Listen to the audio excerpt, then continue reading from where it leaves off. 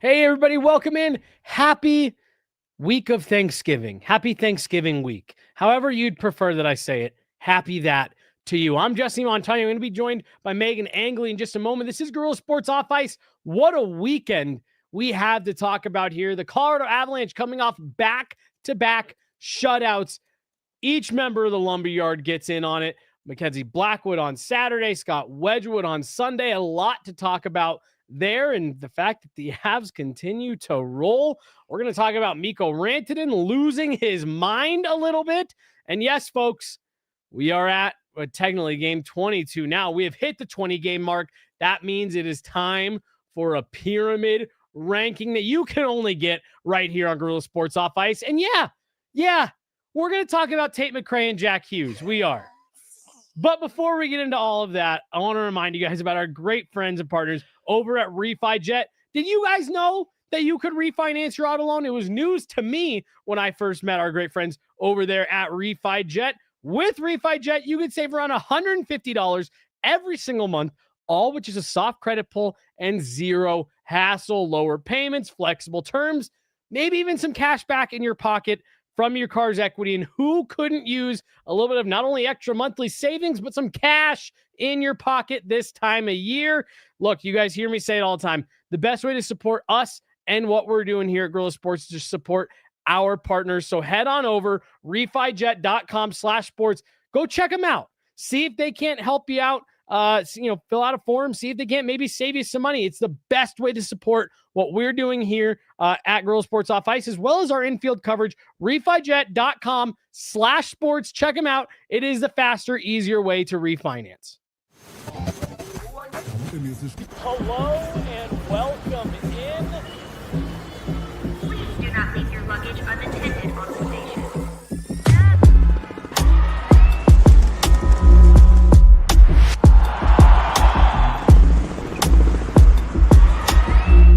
Welcome to the show.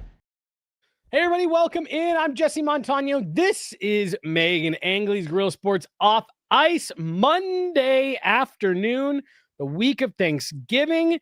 Meghan, the Avs are coming off back-to-back shutouts. A good weekend for the Colorado Eagles as well. And you got to hang out with a brand new doggo. How are you doing this Monday coming off what was a really great weekend for you, it sounds like? It was an amazing weekend. My parents rescued a little dog. His name is Gunner. He's about 2 years old, and he's perfect. Okay. I'm a woman of faith. I believe in God, and I believe God has soulmates for people and soul dogs for people. And I think this dog was meant to find my family, and I'm so glad that he's here. I did not know.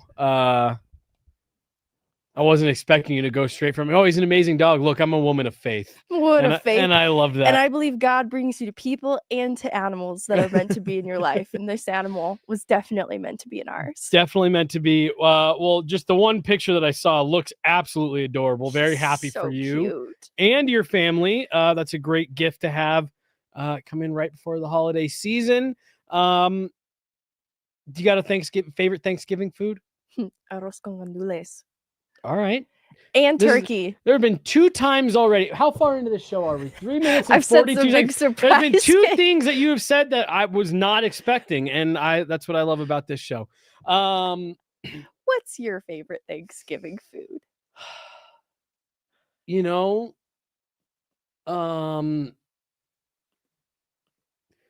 Turkey probably, just because when else do you eat turkey, but I like to get everything on my plate, but then 4 or 5 bites in, I like a nice forkful with a little bit of everything on there. I get that. It's good mixing food. Mashed potato, gravy goes well with the turkey and the gravy. And stuffing, and you just like it all kind of goes really well together in one bite. So that's maybe a cop-out answer. But like I what I love so much about Thanksgiving food is the way it complements each other. Yeah. It's great complementary food. Yeah, kind of like the Avs depth. Kind of like the Avs depth. What a great way to pull it back. Turkey is probably my you can't have Thanksgiving without turkey. I wish we ate turkey a little bit more. Right? Like, especially like my dad kicks ass at making turkey. And so like I just Why can't I just go get a nice turkey drumstick on the reg? I know. You And I know? guess you can, but it's hard. Yeah, it's also just not quite the same. No. It's not without all the other fixings. It's not all quite the same. So true. Colorado Avalanche have a lot to be thankful for coming off a weekend of back-to-back shutouts. And Megan, So true. Look, I'm not trying to kick a guy while he's down. I'm not trying to take a side swipe, but is it not The contrast. a bit poetic in the contrast of what a difference 1 year makes? Not only did a year ago today the Avs have the league worst save percentage, Colorado Avalanche get back-to-back shutouts, one from each goaltender to start this season.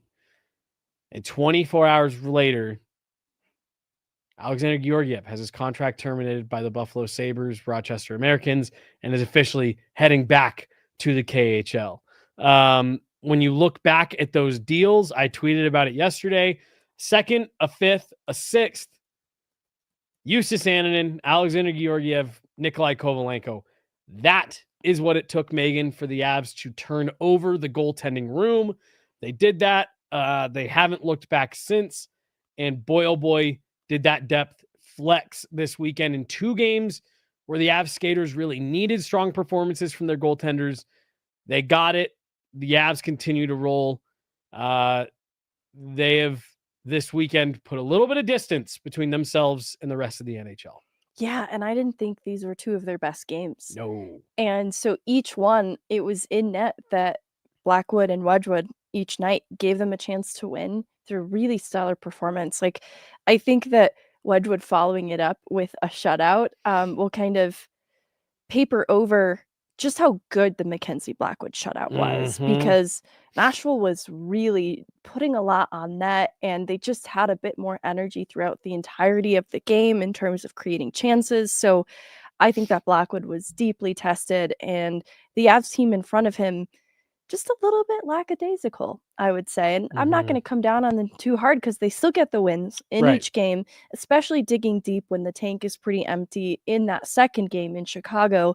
I like too that they started with a little more energy despite probably not having their legs underneath them, because I think they recognize they weren't quite ready at the drop of the puck in that Nashville game the way that they should be. That's their standard, right? I think they recognize they fell a little bit below it, but the 2 people that stayed at that really high standard all weekend when the Avs needed it most was Mackenzie Blackwood and Scott Wedgwood. And you're right, the juxtaposition of where Alexander Georgiev is at right now in the season, heading overseas to the KHL, to where this goalie tandem has been, even with Mackenzie Blackwood getting back up to game form and just kind of gradually being eased into play. It's incredible the position the Avs are in with goaltending now. It's and you can see it. And Megan, I was going to wait to the pyramid to bring this up, but sorry, this comment is so good. I'm a woman of faith, and I believe God brought us the lumberyard. That is really good. Caroline. I'm a woman of faith. Episode title. I'm a woman of faith. Oh my God, that is so good. That is so good. I was gonna wait till the pyramid to mention it, but Megan, he's only played a few games for the Avs this season, and it took him a minute to find his footing. Mackenzie Blackwood.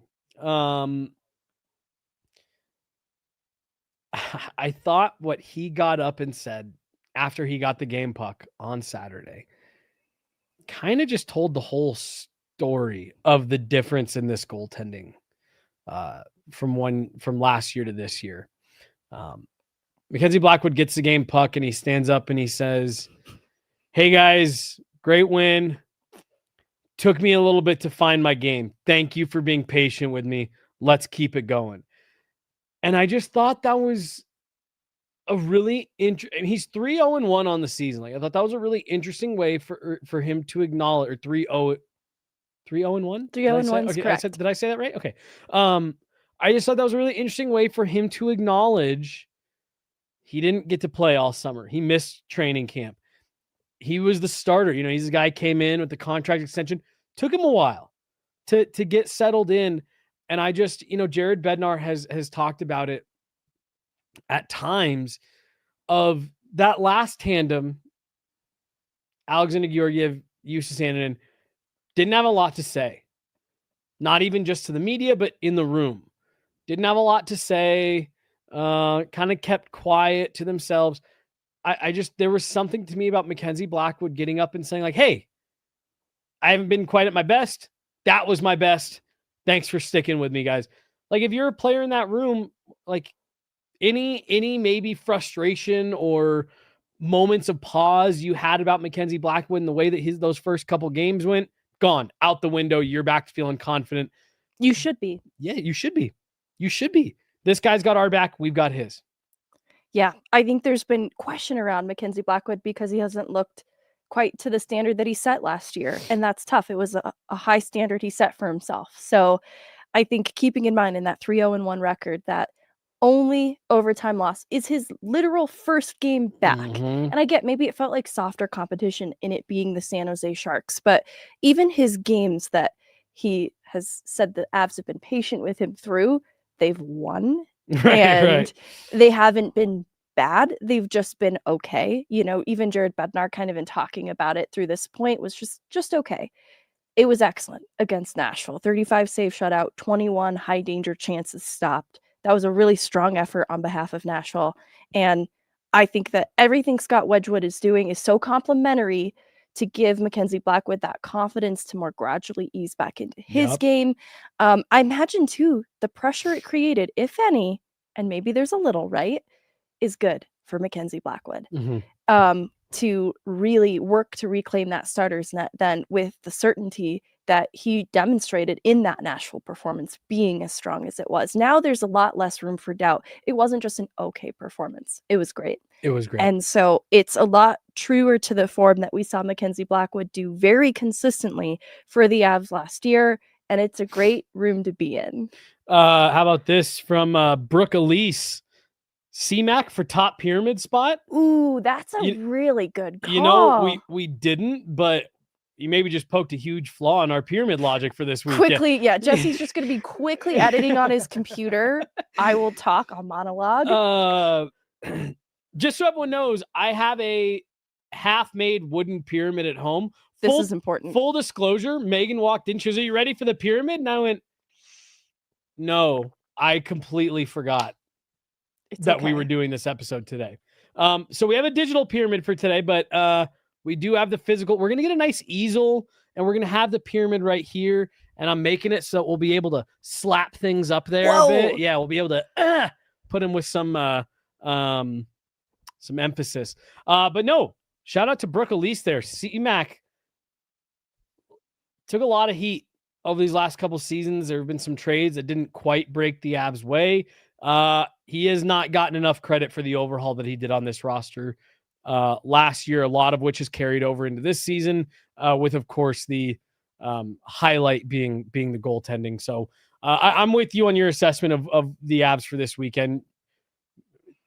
Much left to be desired from the players up front, but wow, what a performance from you two guys in net. Hats off to the goalies. You're going to need games like that from them. I mean, you want the Avs to be at that standard every game. It's going to be hard over an 82-game season. Mm-hmm. So I think the concern for the Avs, I don't believe it's a real one, is, are they too good too early in this season? Yeah. I saw somebody, I had someone in my mentions being like, because that first period for the Avs last night against the Hawks did not go well. Like, that was...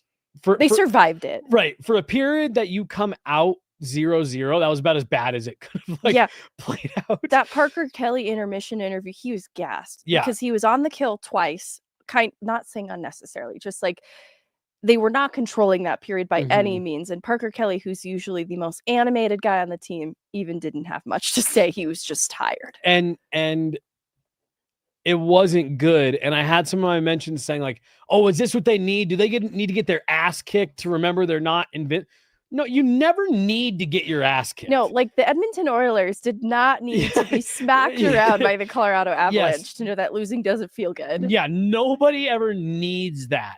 Now, do I think it's good every now and then to have a 20-minute segment where it's like, oh man, we had to be bailed out a bit. We got to get it going. We got to turn. Not like us. That's never a bad thing. But you never want to lose. Any game where you lose is never a good thing. That's a great call out about the Oilers. I'm pretty sure Connor McDavid knew well before losing 9-1 that, hey, that won't be fun. No. But I do think that was a good, like, hey, this isn't good enough. Get it cleaned up. And I will give this to the Abs. For as much as I thought they struggled over the weekend, I thought that second period was dominant last night in Chicago. The Abs came out and said, hey, all right, you guys had your fun in the first. We're going to kind of take over from here. End up out shooting the Hawks 19-1 in the second. And we're able to give Scott Wedgwood a little bit of a break, which he needed because the third period, there was a lot. But just good on the Abs for being able to get to a version of their game. Last night, you said you're not going to be able to do it all 82. All right, keep moving here because the bulk of this show will be Pyramid. We don't have to spend a lot of time here, Megan. I know people are kind of sick of hearing it. Mikko Rantanen. Yeah, there's a transition here, right? Ace J M 22233. Yes. We wouldn't be like this if CMAC didn't trade Mikko, and that took some serious guts. Good Mikko transition. Great Mikko transition. Also, another shout out to CMAC. He recognized his team needs to be deeper. This team would not look like this right now if they had paid Mikko Rantanen $12 million last year. Not saying that they shouldn't have done it. I'm not saying they whatever. I'm just saying facts are facts. You wouldn't have this roster right now. And Megan, Mikko went a little crazy this week. I don't know what happened. Really, really scary, dangerous hit on Alexander Romanov, which Mikko Rantanen really fully got away with on the, technicality of he got tangled up. He didn't have his full balance. I think when you watch that replay, I thought it was still probably a game, but hey, I don't have an issue with it. If they're saying, no, we don't think he had a chance to make a better play, that's fine. One game later, he comes out and lays another really, really dangerous hit. By the way, should mention Alexander Romanov out 6 to 8 months after requiring surgery. Mikko Rantanen makes another really dangerous hit. And the only supplemental discipline he gets is the automatic 1-game suspension for having 2 back-to-back game misconducts. I was a little surprised the league didn't look into it a little bit more. Mikko Rantanen made 2 really dangerous plays this week. And look, he's always been a physical guy who can play on the edge at times. I just thought it was noteworthy because we watched him for a decade here in Colorado, and that seemed a little out of character for him.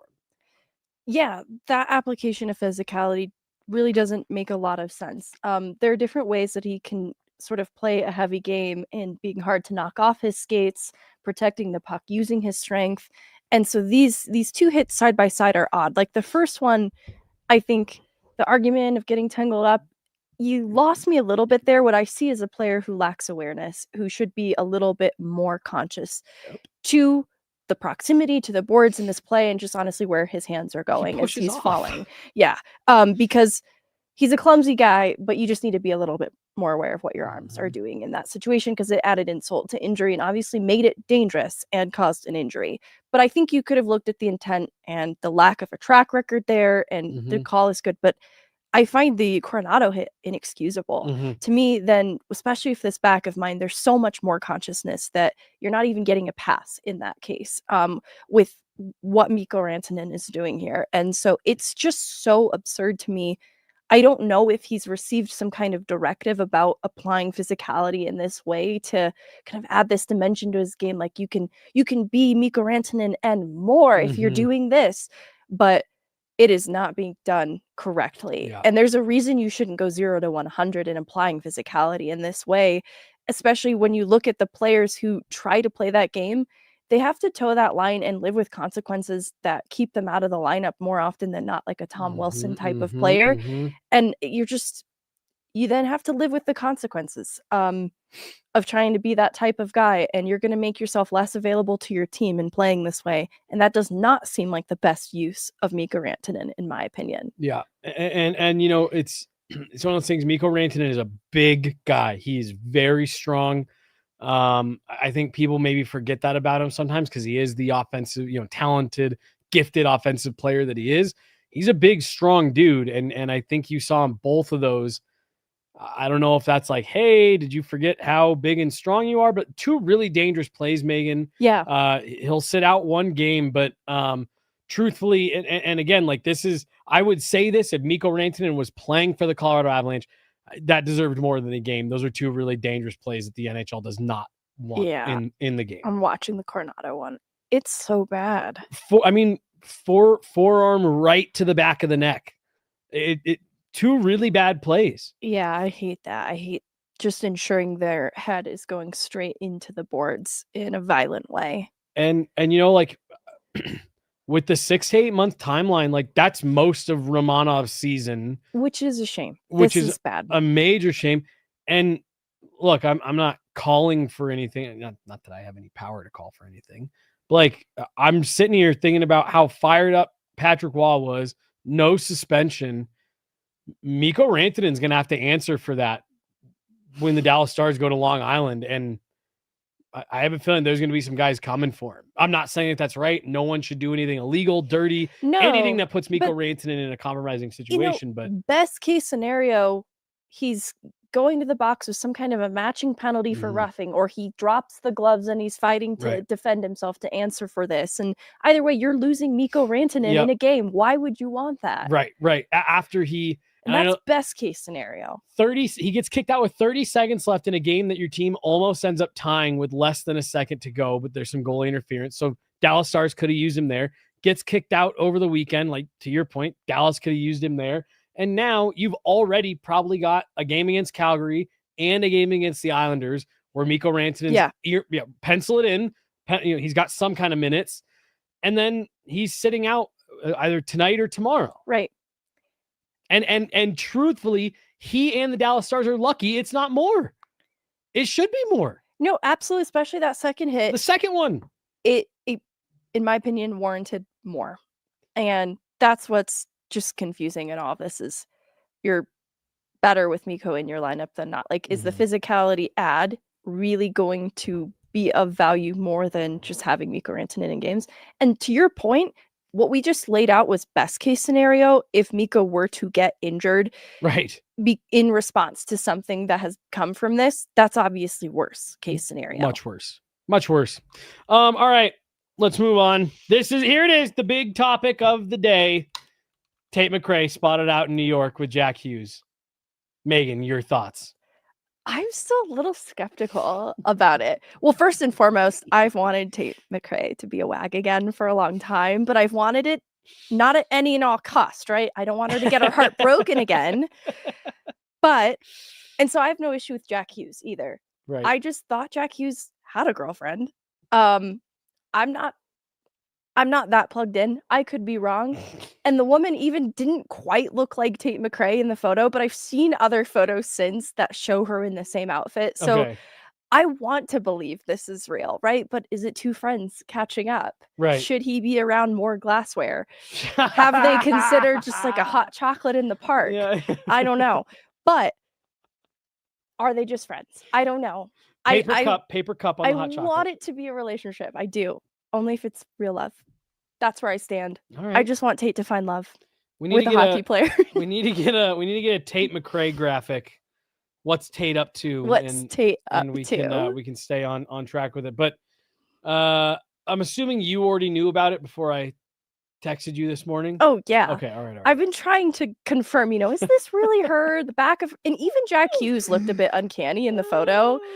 The hand really sold it. I was all right, well, this would be too many coincidences. Well, my favorite was it was like a Tate McRae fan who was tweeting about it. She's like, she's with some guy. Looks like he has a broken wrist or something. It's like, oh, poor Jack Hughes. I know. That cracks me up. Like, if it's gonna be a hockey, I think that would be a good one. But seems like a nice guy. He seems like a nice guy. It made me laugh because like athletes are crazy popular within their sports and stuff, but it was like when Taylor Swift first started dating Travis Kelce, we were here, and I'm not going to fully out them, but someone in the office went, so he's way more famous than she is. And everyone else, we all just collectively laughed at the top of our lungs. Like, no, Travis Kelce is nowhere near as famous as Taylor Swift is. Yeah. And poor Jack Hughes, very, very famous and popular amongst hockey circles. Yes. Well, and I know that Tate caters to I don't want to say niche audience, but I know so many people who do not know who Tate McRae is. You were very upset with me that I told you that I didn't know who she was at the All-Star game until she performed at the All-Star game. I was like, oh, I know these songs. Yeah, I just didn't know face to name that it was Tate McRae. Right. It's all right. All right. Any final Tate McRae thoughts? We'll be watching and waiting. We'll be watching and waiting. Yeah, we'll see. All right. Now the actual part that everybody's been waiting for. It's back, folks. It is back. The Guerilla Sports Off Ice Pyramid. We normally like to do these in 10-game segments. We game 20 would have been on Friday. Megan and I we wanted the weekend. Wanted the weekend to make sure that we had our picks dialed in. We had a couple more games roll in. But this is going to be our pyramid ranking, games 1 through 20. And you heard us complaining about it on Friday that this is going to be a tough pyramid here, Megan. That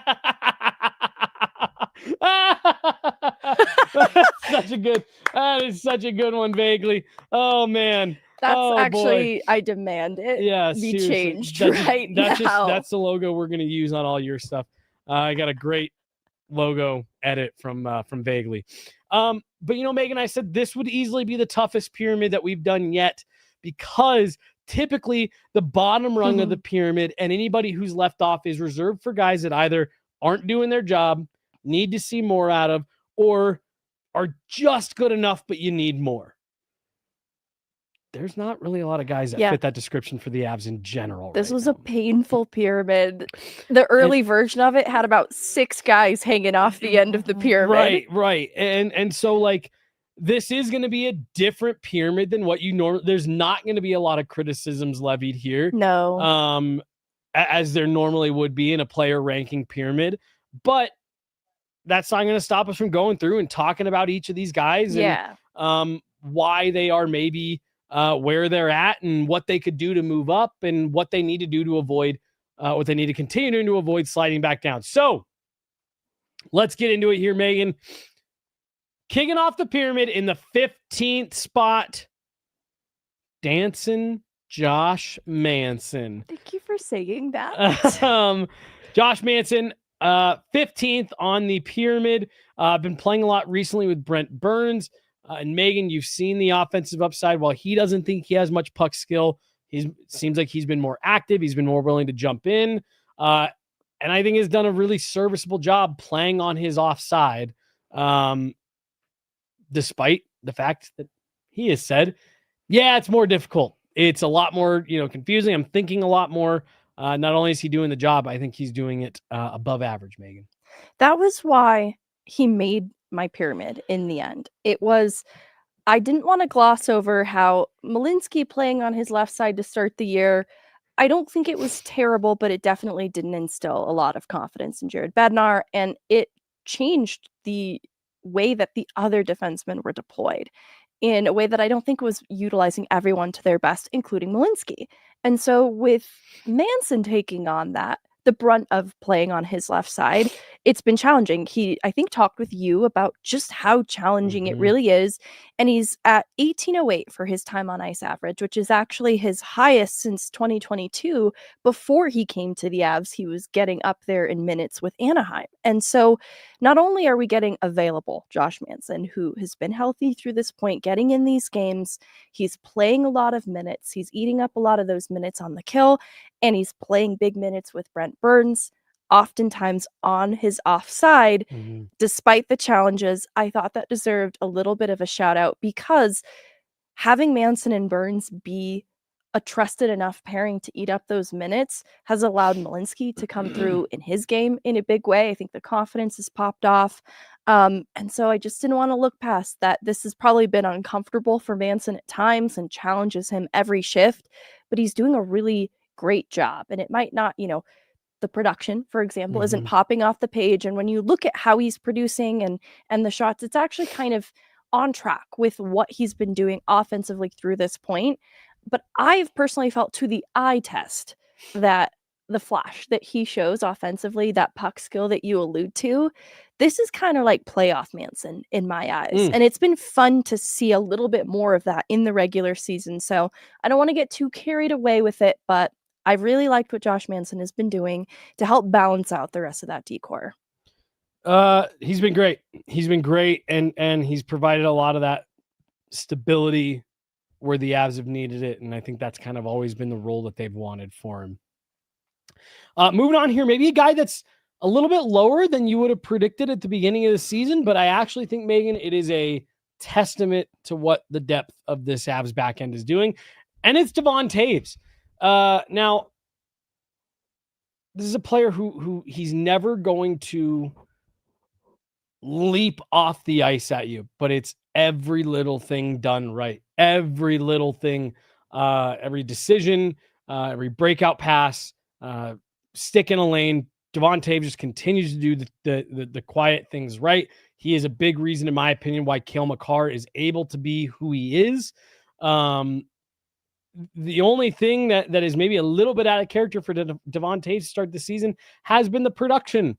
And I'm not overly worried about that. I think Devon Toews if Devon Toews continues doing what he's doing right now, I don't think anybody would complain about that. He continues to be rock solid. He's going to continue to do that for the Avs. He's going to do it for Team Canada at the Olympics.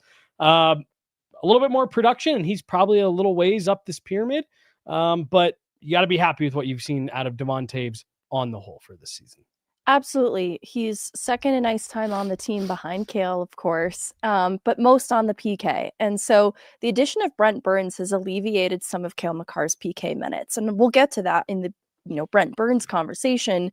But quietly in there, Devon Toews is still so much of a leader, especially for the defenseman represented on the penalty kill, which is top ranked in the league. So a lot of my penalty kill specialists get a lot of love in this pyramid in particular because of how good it's been. And that's where Devon Toews definitely deserves a nod in this pyramid for, to your point, continuing to do all the Devon Toews things like to his standard and maybe just a little bit of offense you want to see more of. Yeah. He again, like I said, he's the stabling force, in my opinion, on this back end. He's what reins everything in.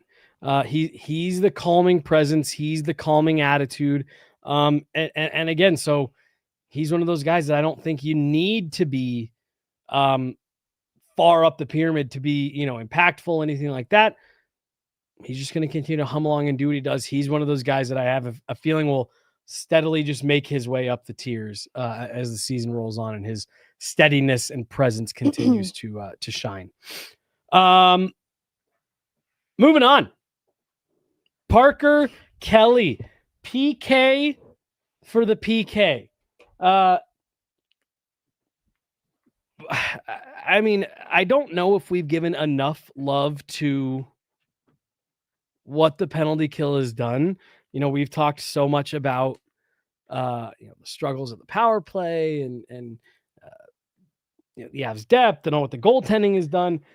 Megan, the penalty kill, has maybe had the same type of impact that the goaltending has, in that there's been these moments, there's been these games where you sit there and you say, wow, they don't win without that.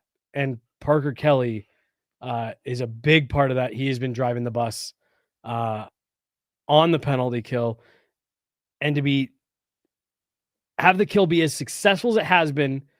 No Yoel Kiviranta, no Logan O'Connor. Parker Kelly deserves a huge amount of credit.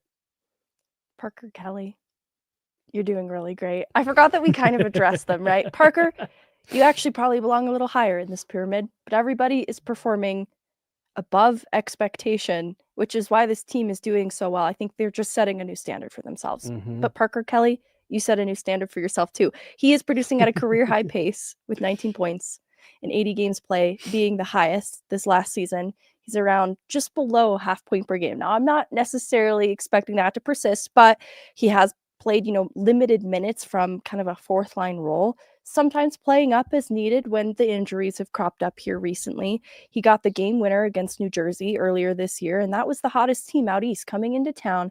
He gets the game-winning goal in that game, has the highest PK time on ice among all the forwards. To your point, right, when they have Val Nichushkin missing a couple of games, it's been some heavy lifting for Parker Kelly. Highest blocks per 60 of all the forwards, 5 goals, 4 assists through the 20-game mark specifically, because he did pick up a point in this last weekend, and those 2 penalty kills in that first period against Chicago. To your point, there have been games where the game inside the game, like if not for such a good penalty kill, the outcome would have been different. When you've got a 1-0 shutout win, you're definitely looking at that first period then with the good penalty kill in particular, and you're crediting a guy like Parker Kelly. Even the Nashville game. Huge. Like the penalty kill has needed to be really, really big for these guys, especially not only what you described, but the games in which the power play isn't going and the score is tight and they can't get one to go. And you need to make sure you're coming out at least tied in that special teams battle. Parker Kelly Really works. Penalty Kelly. Live, laugh, love Parker Kelly from the chat. Parker Kelly, my goat. Parker Kelly so close to getting a shorty. A lot of Parker Kelly love in the chat today. A lot of Parker Kelly love in the chat. I feel bad. So there are guys that have been left out of this pyramid because it's technically representative of mine. So I'm selling myself out. I didn't have Mackenzie Blackwood in mind. I'm just revealing it now. We can talk about it more. And it's because I was going to tell on Jesse he didn't have Parker Kelly in his. I had Mackenzie Blackwood on mine, and mine was what I talked about earlier with the game puck and just like what, even though he's only played 4 games, what just a guy like Mackenzie Blackwood and that mentality for your starter, the guy who is the number 1, what that means to this group. That's why I had him on mine. But Parker Kelly absolutely deserves to be. And like that was why we said this is a tough pyramid. It is hard. This is a tougher pyramid than any of the ones we did last year. Yeah, it's not like I'm sitting here saying Blackwood. Yeah. Get out of here. See, scrub. Well, and then here's the other part. We had Chloe last year. So we were able to take 3 pyramid rankings and we had like a scoring system to like, average them out. And that was how. Well, we only have 2 of us now this year. Yeah. So we got here. We're like, oh, our lists are different. I don't really know how to average this out. So we had to just make some choices. And hey, I like Parker Kelly being on there. He's had a great start to the year. I made some concessions too. We'll talk about them in a second. And noted wiener dog guy. I'm in Parker Kelly's corner. True. Put him at number 1 right now. Put him at number 1. And wiener dog shaped pyramid, and he can be at the very top. All right, keep on moving here. It's kind of just a line. Yeah, just a line. Well, there's a little bit of like arch, like if you get it right. Number 12 on the Avs first 20 game pyramid. Ross Colton moved his way up from the 3rd line to the 2nd line, continues to be wildly effective, Megan. And I think we are finally starting to see Ross Colton settle into a role here with the Colorado Avalanche. He's killing penalties. He's getting great minutes playing next to Brock Nelson. He's effective. He plays with an edge. I think all those little things that are the reasons why the Avs brought in Ross Colton, we're finally starting to see shine through. Yeah, I think we're going to talk about Brock Nelson later in this pyramid, and we're not talking about Brock Nelson at the back half of this 20-game segment as happily, if not for Ross Colton being added to that line, adding a little bit of energy and just something different that has helped to unlock a lot of Brock Nelson's game, because I think that what Ross Colton brings really complements it. He's got that get up and go, and he plays with a little bit of a fun edge sometimes. So I think right now too, because to start the year, that 3rd line, I think they were building chemistry, but it's just, better with the high top 6 skill complement. We're seeing more of the production translate in Ross Colton's game than where it started for him this year. And so he's got an 8.2 shooting percentage, and that's a little low for him just as a standard. So I think it's only going to get better from here, but it's been good to start. You'll like this comment. There's no Kivy for Jesse to hate on right now. Parker Kelly. So he's turned on Parker Kelly. No. Like I said, We've turned on Jack Drury, who we'll talk about later. He belongs in the pyramid too. I guess we could have just added another rung and just inclid everybody and just ranked them all. But then there were guys that didn't make any of our lists, and those are the true. Yeah. No, Ross has been great, and someone that we talked to on the show at the beginning of the year, and just the goals that he had for himself and what he wanted to see out of what he was doing, what his line was doing. Good to see Ross Colton finding some success and finding some consistency. That's something he's talked with us a lot about. Is, hey, I want to get into a groove here. I want to find my role, and I want to do it well, and I think he's doing that. So good for Ross Colton. Really, really positive impact player for the Avs to start the season. Yeah. Here's the surprise, Megan. Here, if you go back to training camp day one, this has to be the surprise that not only he is still here, but he has been so effective that he's actually made his way onto the pyramid, making his NHL pyramid debut. It's Gavin Brindley. You guys, he was number 4 in my original list, so I needed to calm down. This is where I tried to make this sort of realistic and that it wouldn't be Jesse just losing his mind with Parker Kelly at the top of the pyramid. So Gavin Brindley absolutely belongs in this pyramid. Does he belong higher? I don't know. That's for you guys to decide.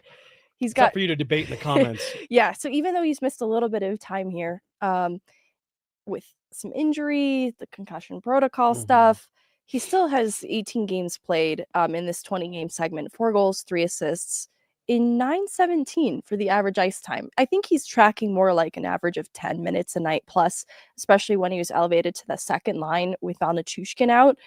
He was playing bigger minutes, tougher matchups, and he did just fine before the injury.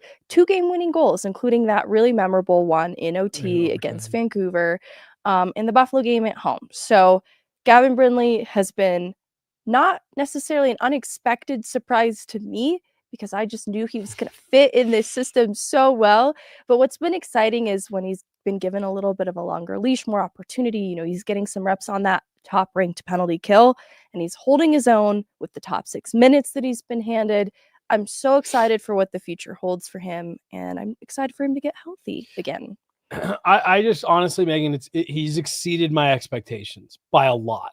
How effective he's been able to come in and be right away. And not only be effective and be noticeable, but to be a contributor, earned opportunity up the lineup. He hasn't looked out of place anywhere that the Avs have plugged him in.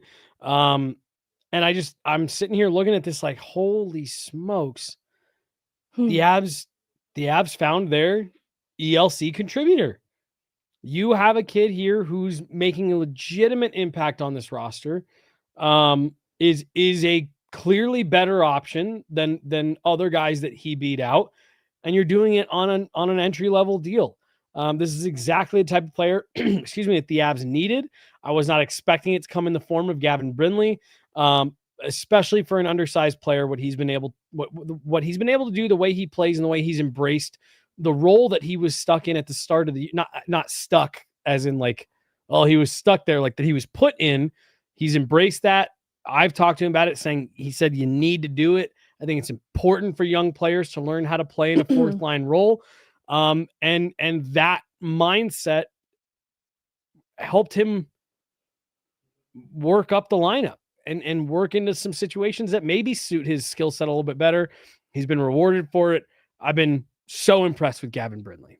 This a total tangent, but like Bardakov, not in this pyramid. I think they're different players. It's important to acknowledge stylistically how they are different, but both with the similar problem of limited ice time to start this year. I think that the approach that Brindley has had in how he makes a difference, makes an impact in those limited minutes has translated to better results, which has led to better opportunity. I think that can still exist for Bardakov in a slightly different way, right? Like I think that's making the most of some of those PK reps that Bardakov is getting now, because again, different players. But I don't have an issue with Bardakov complaining about ice time. I'm saying complaining carefully. Like, I don't think it's even really Right, complaining. right. I don't really have an issue with that, but I want to see Bardakov seize the opportunity the same way that Brindley did, in the way that makes sense for him as a player. And that's why, like, seeing Brindley do it is why I'm like, okay, I hear you, Bardakov, but Gavin Brindley just did this. So Megan, I used to get really frustrated with people when they talk about AJ Greer here in Colorado, and not just AJ Greer. Pick a guy, Martin Kaut, Jean-Luc Foudy. There's been plenty of guys over the years. Bardakov now wants more pyramid time. Pobrecito. Yeah, I'll say we're going to be in the next Russian article. No. But Megan, like I used to get frustrated when I'd hear people talk about that kind of stuff. Like, oh, what do you want? What do you want AJ Greer to do? He played 4.5 minutes. It's like, there's guys every night that step into a lineup. Jason Poland hit like 17 different people. Right. And it's like, there are guys every single night that find ways to come in and be effective. Do something on one shift that is effective, is noticeable, makes a difference. Maybe not even for the game, but for your shift. And to be clear, I mean, this isn't me saying Bardakov isn't doing that. I think Bardakov has been fine. I agree. But I think you see guys all the time who get called up. They only get a few minutes, and it's like, oh, well, what did you expect them to do? Buck up. Gavin Brindley, exactly. Gavin Brindley is the best example right now I can think of like, that's what you do with limited minutes. Tristan Nielsen, first NHL point. First NHL point. That's what you do with limited minutes. And it's born off of what? A dumb turnover from Spencer Knight. Played so well. He played so well and then just had a complete brain fart. But hey, Tristan Nielsen, you're the I believe he was the third guy supporting on the forecheck, stick on the ice, right? Picks off a pass, doesn't overthink it, collects it, dusts it off, puts it to the net. Well, and he jets over to the right circle, right, to kind of open up the time and space a little bit differently. Gives himself the puck wasn't clean on his stick, so he gets adjusted, gets it handled, puts it to the net. He does little things right. That's what you do with limited minutes. So Gavin Brindley, despite limited minutes early on, worked his way on to the pyramid here. Next is a guy who is not getting limited minutes and in fact is helping guys by eating some heavy minutes.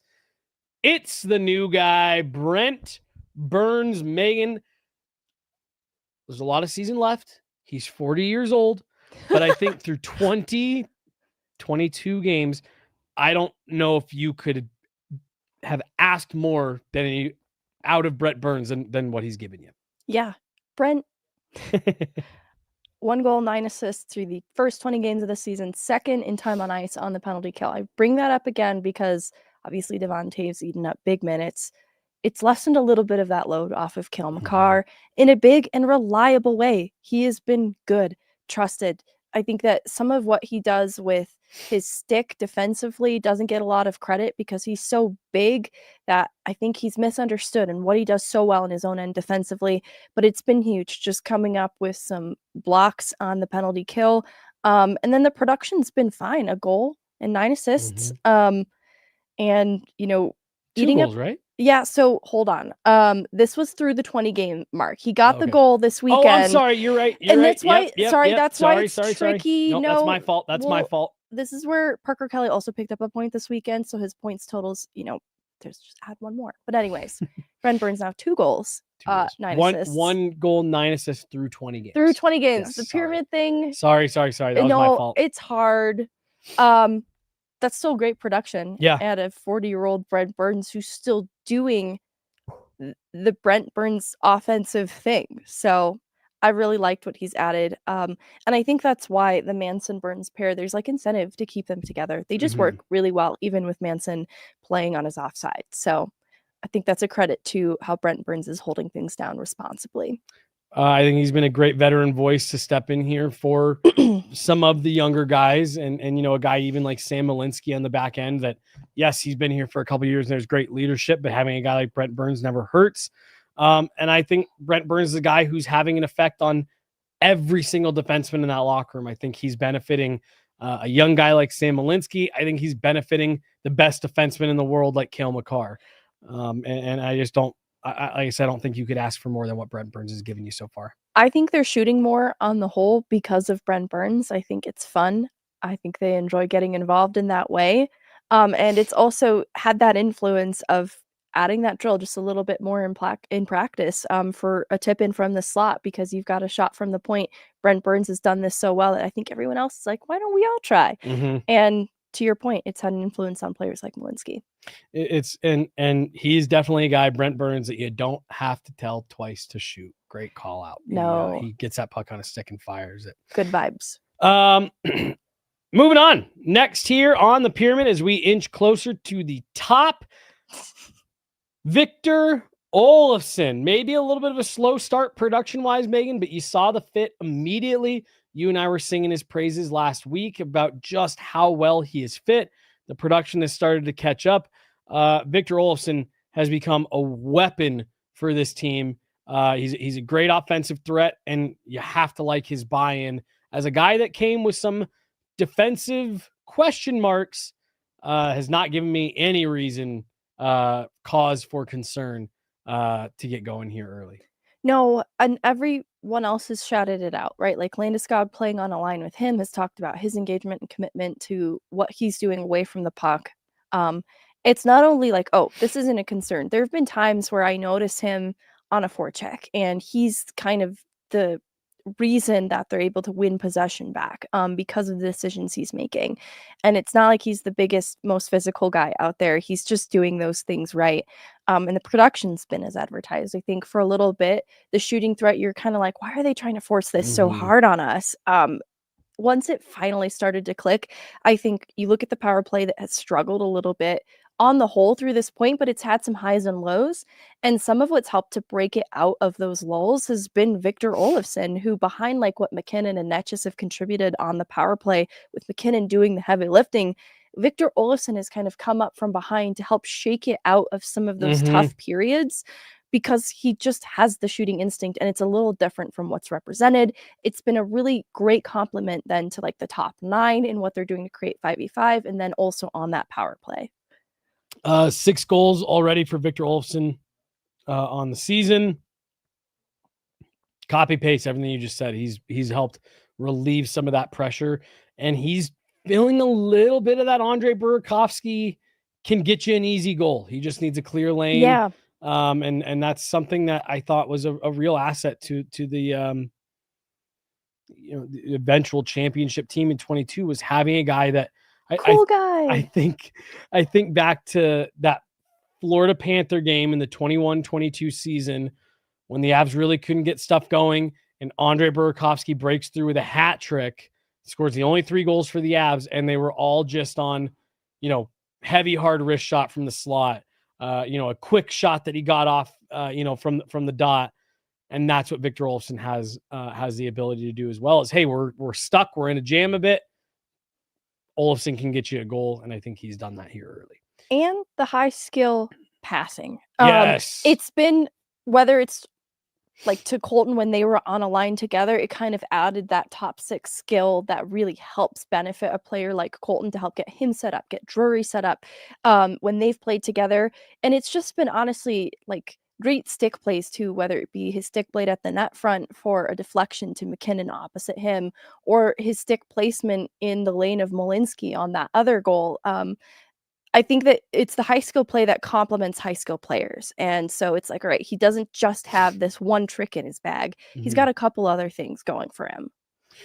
Cool guy. The next one here, Megan, I think is, if there was a most improved award in the NHL, he might already be in the running for it. What we've seen him do from his first true rookie season last year to this year has been incredible. And actually, Megan, on a night last night where I thought the Avs didn't have their best game, this was one of the players who I thought stood out in a really positive way. One of my favorite games of his this season. It is Sam Malinski on the back end. I think I said it on Friday. I think we are watching a player develop into a legit set and forget second pairing defenseman before our eyes. Long way to go. Still in his sophomore year, technically. But I think what we're seeing out of Sam, not only right here, but what he's built on in the lead up to this point in his career. I think we're seeing a long NHL career be built right before us.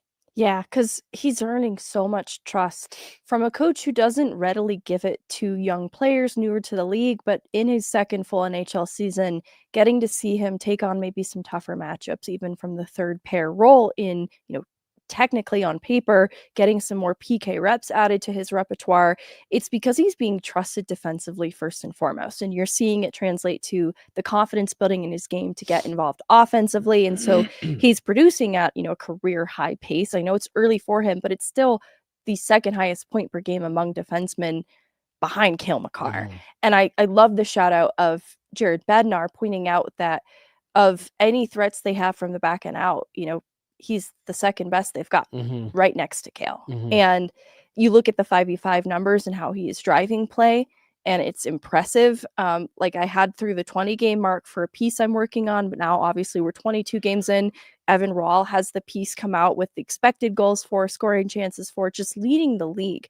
And I know quality of competition gets measured in there, but Jared Bednar said because he's playing a little bit heavier in his own end, he's closing out plays quickly, he's earning more trust than in taking on some of those tougher matchups. And I think the game you point out last night, that's what I saw the biggest growth in is he's stronger. He just looks stronger. He is harder to work off pucks. He's harder just to even check him. He is right back on his feet as if nothing happened. And so I think there are so many areas of his game that have grown one year to the next, but how good he is in his own end, how much stronger he is a big difference, and probably would have him higher on a separate pyramid.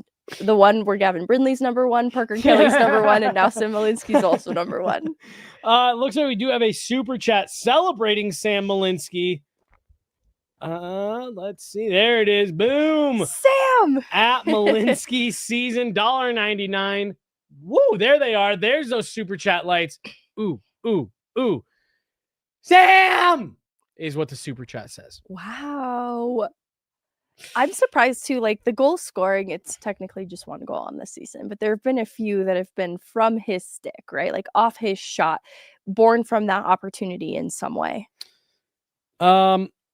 Big start to the year for Sam Malinski. Sam Malhimski. That's right. Himski. Really great start for the Avs and for Sam Malinski. Everyone is number one. We talked about it last week. I'd like to see the Avs get working on an extension for this guy sooner rather than later. All right, rounding out this rung of the pyramid as we inch closer to the top. Megan, a player that I think is maybe going a little bit underappreciated, and the more and more that I just zone in on this player, the more and more I like his game and the little things that he's doing all over the place. Had another nice little kind of handsy move last night. Didn't quite, put it away, but nice move. Brock Nelson. 2C Brock Nelson. I think you could easily make it. I think there's an argument to be made for a lot of these guys to be further up. Brock Nelson is someone that I think, especially as the season goes on, there is going to be so much conversation about how valuable this guy is to the team. And I think you could even make that argument right now. You don't have to worry about that second line. It's set and forget. Brock Nelson's driving the bus. He's been great defensively. He's been killing penalties.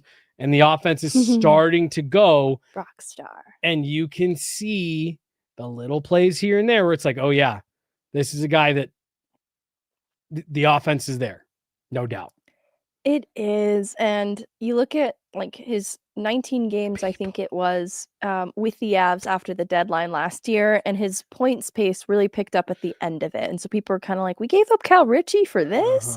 And I think there was even that sentiment to start this year because it gets a little bit slow to start for him. And part of that is building chemistry with new teammates. That's still the thing that he had to contend with coming out of camp this year, is figuring out who's going to work best with him. And so while all of that's happening, while that offensive side of his game is coming together, he's doing all the right things defensively, including really helping to support that penalty kill, being leaned on it's so much more than he really was last year. He's killed before, but he's really added a lot to that unit. In taking the most D-zone faceoffs on the team, Jack Drury holds the best D-zone faceoff record, but on the kill specifically, he is the best win percentage, Brock Nelson, that is. And so he's really helped them to win draws on the kill, gain possession quickly. And I think it's directly translated to some of those shorthanded chances. We've seen Parker Kelly in particular not quite get his shorthanded goal yet. But that being said, everything he's doing defensively, how he's added to that penalty kill unit, and then with where his game is rising offensively right now at this point in the season, I'm so excited. I think it's such a steady option for a 2C with more to give than we've even fully seen. No, I completely agree. I'm going to move on. I'm going to not add too much to it because we're at an hour right here. I know. And you and I could talk for 15 minutes about each one of these guys. You're so right. Let's but I speed run. The rest are more obvious. They are for sure. And so here's the one thing I will add, or not add, but just agree on with what you just said. He's done so many, Brock Nelson's done so many things well all over the ice. And when you're looking at the offense, you can see that it's coming. If he can add that fully back into that portfolio and get back in that 25 goal pace range, man, you're going to be really happy with what you're getting out of Brock Nelson as a second line center. You're going to be really happy with it. I know I said 60 points on the year is what I wanted to see him get to. I think 50 points, I'll still be really happy. And that feels more realistic. But if you start going 60 plus, like that's your idea. That's your dream. That's the dream. Scenario, that's right? the dream. Yeah. And maybe it's like in year one, maybe that was ambitious. There's going to be some growing pains here at the start. Yeah. Brock Nelson on the right track. I suspect he will work his way up this pyramid at different times, parts of the year. Keeping it moving here. No real surprise as he's the glue. He's the glue that holds the top six together, and he's the first name in the top six of the pyramid. It's Artturi Lehkonen. Snake bit to end last year. I think he is the perfect player to have playing with Marty Netchis. Nathan MacKinnon just goes to the net, continues to find the puck, continues to do the right things, gets rewarded for it.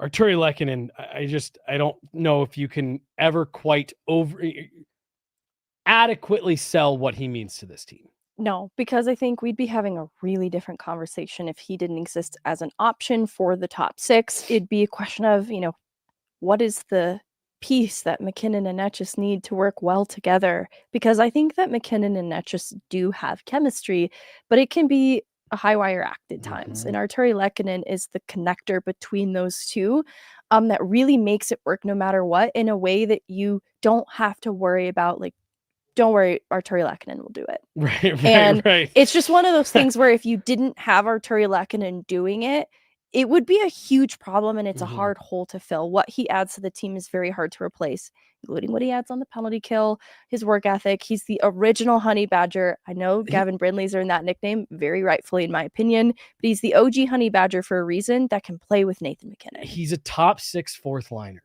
He's a top six fourth liner. You know what I mean? Like he's a top line player, in my opinion.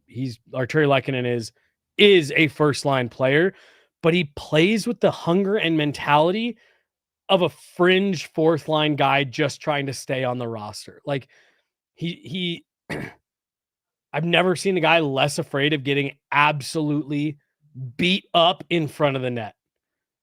He goes to the front, takes abuse, takes cross checks, takes slashes, punches to the face, and then he's the first one to find the puck and punch it into the back of the net. I feel like half the goals Artturi Lehkonen scores, he's either already fallen down or falling down. Right. And I'm so with you. Nathan MacKinnon, Marty Netchis, they need a guy like that. That, hey, yeah, two different spin moves from Marty Netchis, a drop pass, 3 cross seams. Oh, man, a heavy one-timer. Oh, Artturi Lehkonen put in the rebound. Don't worry. He can keep up with what those crazy guys are doing. Artturi Lehkonen continues to be the glue of the top half. He'll continue to be that. A guy that I think you could definitely make an argument for being further up, but I personally think he is perfectly positioned here on the pyramid. It's Marty Netchis. And I think coming out, if we did maybe a 10-game pyramid, he might have been right near the tippy top. But you know what I love about what Marty Netchis has done so far this season, Megan? He's been Mikko Rantanen. He's had games where you maybe haven't noticed him. He hasn't done a lot. He's maybe even made some mistakes, but he continues to find a way to produce. And the only reason I say that, I'm bringing that up as a comparison is that's the hole that they needed him to fill. Was we need you to be an elite producer, play with Nathan MacKinnon, score some easy goals. But hey, you don't have to be the guy every single night. I think Marty Netchis is filling that Mikko Rantanen role perfectly. 13 goals, 15 assists in 22 games for Marty Netchis for 28 points. 10 goals, 18 assists in 22 games for Mikko Rantanen, 28 points. He is Mikko Rantanen, at least of right now, except not suspended. So not suspended. I love you, Marty Netchis. No. Zing. Just kidding. But his contributions on the power play that has struggled have still been important. It's like it'd be a worse power play if not for what he is adding there. I obviously want to see it get fixed and sorted, but on the heels of such a big extension, his production being where it has been through this point, just want to see it sustained over the course of the whole year. But it's been good. It's been to expectation, and I'm happy. If Marty Netchis can continue to do this, just keep doing this. Pick up points. You don't need to be perfect every night. Just continue to pick up points, contribute here, contribute there. Big goal here, big goal there. Some timely ones, some timely goal. Just keep doing what he's doing. And, again, the whole argument this whole time has been, oh, man, they can they replace Mikko Rantanen? You got rid of Mikko Rantanen. Is Marty Netchis in that tier? The Avs needed to recreate Mikko in the aggregate. Can you get a couple players to make up for that production? If Marty Netchis can basically just match the production that you lost with Mikko Rantanen, then yes, 4D chess move from Chris MacFarland again. You can match the output plus get the depth other places. And especially you have another year kind of like Nathan MacKinnon's last year when they won the cup. Hey, if you can get in and get a banner hung while Marty Netchis is still on the deal he's on before that raise goes into effect, you really feel good about where you're at. Just keep doing what you're doing, Marty. And just adding to the timely goals thing, there have been games where maybe an ugly shift or two, a string of ugly shifts. He always makes up for it inside that game. And so I want to give him credit for that. He's not a perfect player, but he finds ways to make up for it in game. What was it? Was he the one who put the puck over the glass? Yep, the delayed game, and Jared said he owed us that one. He owed us that one because he shot it over the boards with nobody around. Marty Netchis, it's a great call out. His blemishes he seems to make up for. Megan, I genuinely think this next guy, there's a real argument that he should be at the top of the pyramid because of the difference that he has made to this organization, and you can see it. Maybe the on-ice production hasn't quite been there. He's been robbed a couple times, but there is no arguing. There's not even a way to dispute it. What Gabe Landeskog means to this organization is unparalleled, and I think you could easily make the argument that he could be at the top because this is just a different team when he's in the lineup. Jared Bednar said the other night, hey, part of the reason why we're able to turn in a good game every night, even if it doesn't start that way, is because our leadership, Gabe knows what to say, how to say it, and when to say it. What he means to this team, I don't even know if we could ever accurately describe. Yeah, I won't add too much to it. Everyone has talked about, and Jared Bednar has even almost called us out lovingly, like, I don't think you guys can ever fully appreciate it. I tried to tell you the difference that he makes, and it is, he describes it as a calm around the team, and then the way that he leads specifically in games like going back to the New York Rangers game, where the Rangers were giving the Avs their very best, and the response that they have, I think Jared Bednar largely credits to the leadership inside the game, getting them on the right track in a way that's going to actually resonate. And so I think the delivery of the messages that the team needs to stay on task in games, get back on track, is delivered perfectly by Gabriel Landeskog, and not every leader can do that. No, I don't know if you could put it any better than that.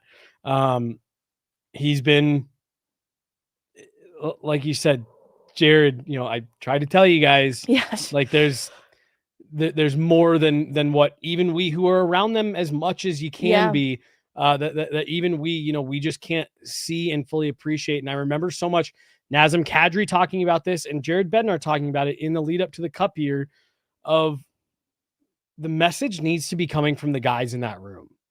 The coaches can do coaches can coach, they can point stuff out, they can help. But for that message to really be effective, it needs to come from the leaders in the room. You heard people talk about that with the Florida Panthers last year, that when there were players that were doing things that, new players that were acquired that weren't quite right, it was Matthew Tkachuk and Alexander Barkov who would talk to him right there on the bench. Hey, nope, we don't do it that way. Yeah. This is how it's done.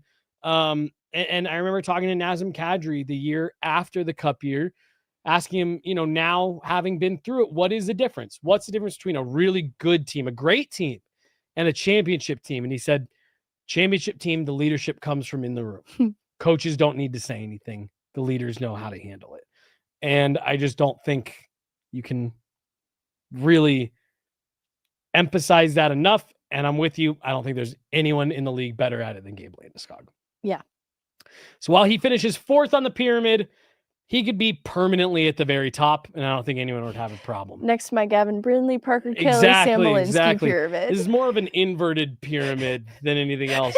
One person at the bottom. I really like 5 number ones. And then how many people can you fit at the top?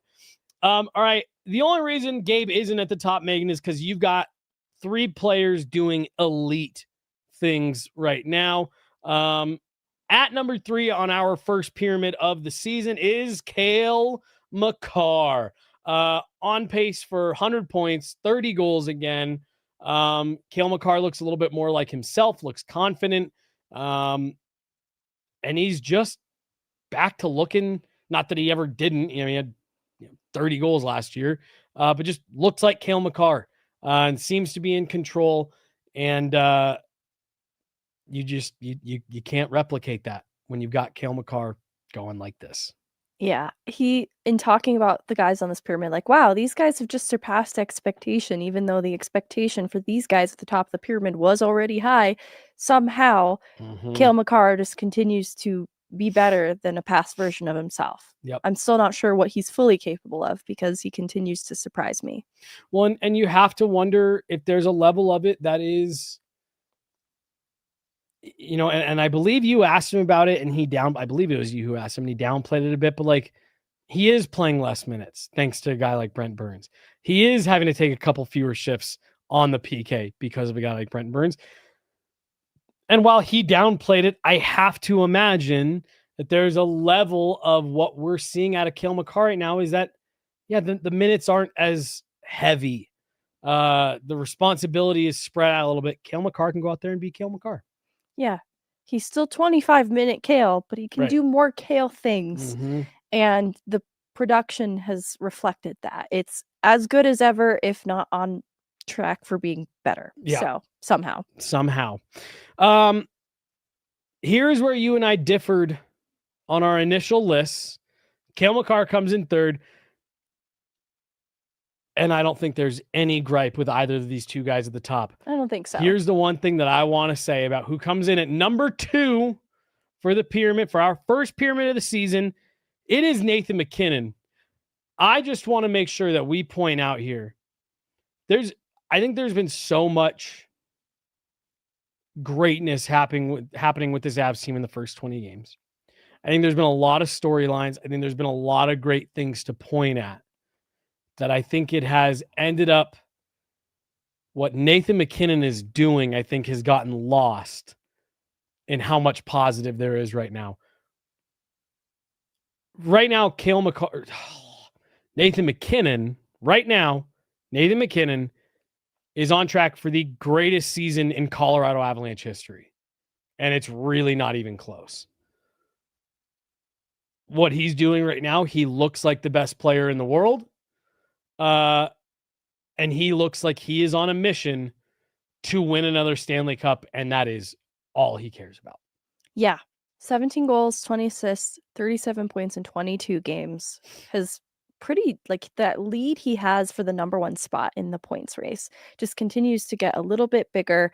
And I think, to your point, we've seen a lot of great MacKinnon regular seasons through the lens of him saving the team at necessary times. The goaltending tandem can't be trusted. They're struggling, but Nathan MacKinnon is putting up points. And he's still doing all of that, but they don't need Nathan MacKinnon to save them on a nightly basis. I think the way we've seen that play out in years past. And to Nate's credit, there have been individual games that he's taken over Mhm. in this season already. There's 6 3-point plus nights that he's had already through 22 games. So, that being said, he's had some really impressive performances. It's just been maybe glossed over because it's like a 9-1 win against Edmonton and other players had right. multi-point nights. So that being said, you're right. The track that he's on is a historic best, and we've seen really great Nate MacKinnon seasons. So it Mhm. makes it hard to give the number one spot to somebody else. But you just you're seeing what Nathan MacKinnon is doing right now, and it's like, just you think about it. Joe Sakic, Peter Forsberg, Ray Bourque, Milan Hajduk in his prime. There have been some amazing Hall of Fame players that have come through here. And right now we are witnessing the best season ever from an individual. Long way to go, but holy smokes, what a season Nathan MacKinnon is having. You mentioned the multi-point performances. I just wanted to call out 500 multi-point games for Sidney Crosby as of this weekend. 500 multi-point games for Sidney Crosby. That's impressive enough as it is. Here's a tweet from Penguins PR. If you've ever watched Crosby play at any point over the last 21 years, there's a higher percentage chance you've seen him record a multi-point game than a game with 0 points. He has had 500 multi-point games, 402 where he's collected no points. That is incredible. All gas. All gas, no brakes. Not unlike the surprise of nobody, the man who is at the very top of the pyramid. What a start to the season, Megan, for Scott Wedgwood. King of the pyramid, king of the first pyramid, 20 games in, and Scott Wedgwood has been absolutely outstanding, Megan.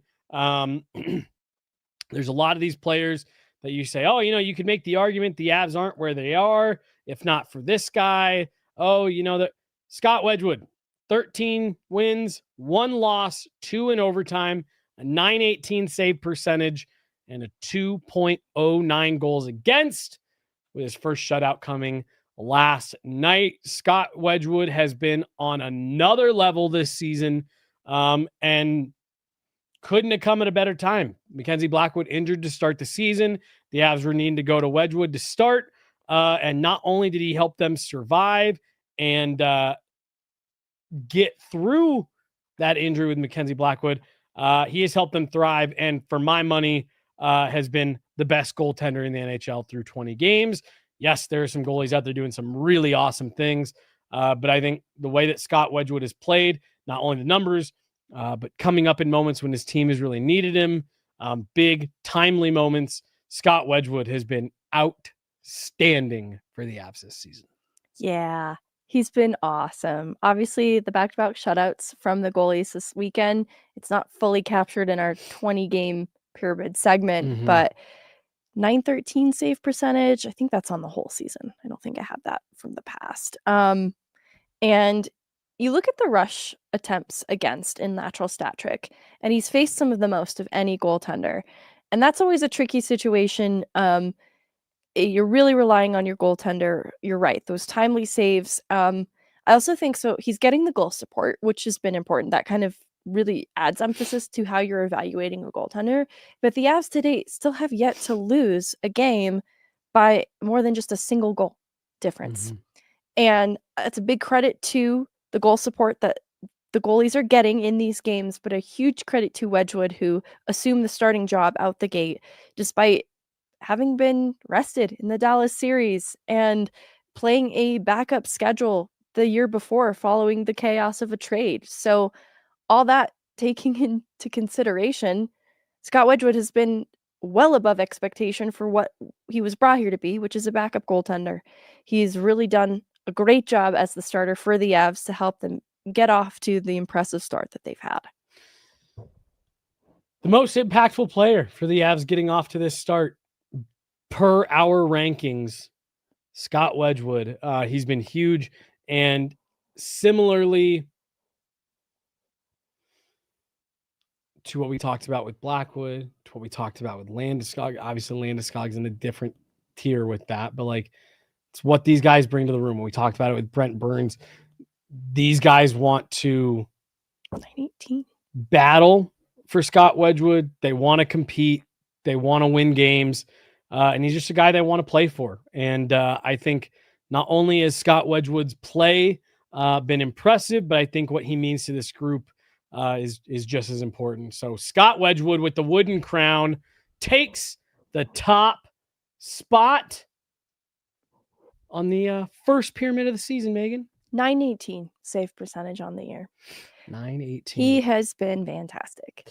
So there you go. There's the pyramid. Josh Manson, Devon Taves, Parker Kelly, Ross Colton, Gavin Brindley, Brent Burns, Victor Olofsson, Sam Malinski, Brock Nelson, Arturi Lehkonen, Marty Netchus, Gabe Landeskog, Cale Makar, Nathan McKinnon, and Scott Wedgwood. Megan, like we said at the top, we could have done a 22-man roster for this one, and it would have made sense. The Avs are off to a great start. I had Jack Drury in my original list. He didn't make this one. He was, I think, a fair honorable mention. Absolutely.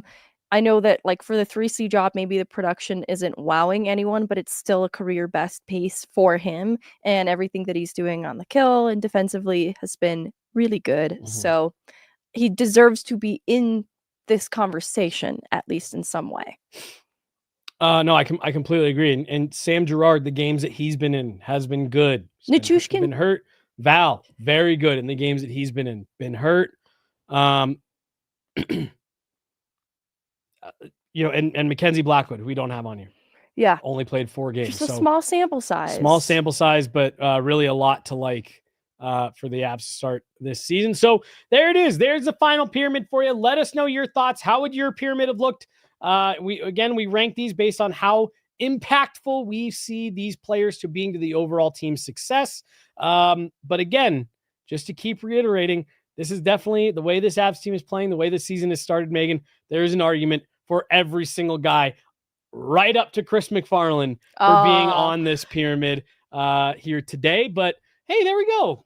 Fun when we kick things off. We survived. The pyramid we did show. it. We did it. And I think with less disagreement than in the past. Maybe, I think so too. Maybe Chloe was the problem. No. Chloe, if you're watching this, maybe you were the problem. No. With the disagreement on the pyramid. Don't listen to Megan. I think you were the problem, Chloe. Chloe, you were not. I'm going to clip this and send it to her. Chloe. Jesse, don't you be just such a problem. You struggled with the constraints of like it's the 1 to 10 games. You're like, but did. game 11 was really incredible. I know. Well, and I struggle with overvaluing empty net hat tricks. I get it.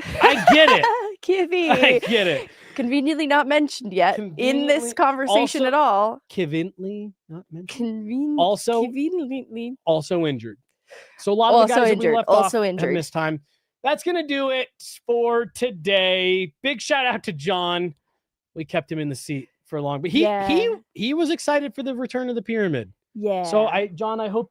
All right, I hear some applause. I hope you enjoyed it. And also shout out, John brought me a laptop charger mid-show. So that was very helpful. The Chloe slander to Kivy slander. Unbelievable. This guy, unbelievable. Left Parker Kelly off his pyramid. Hey, guys. I'm telling you, we're doing a wiener dog pyramid next fucking show. And it's going to be just Parker Kelly. The whole length. That's just Parker Kelly whole multiple times. Of the weenie. But different versions of Parker Kelly. Yeah, exactly. She's Meghan Angley. I'm Jesse Montano. We got John behind the glass today, making sure you guys can see us and hear us. We do have plenty of content coming before Thursday, but no shows between now and then. So just wanted to make sure we give a quick shout out. Happy Thanksgiving to all of you guys. Megan and I, believe it or not, we actually do talk about you all a lot. We're very thankful for you guys tuning in, watching, listening, downloading.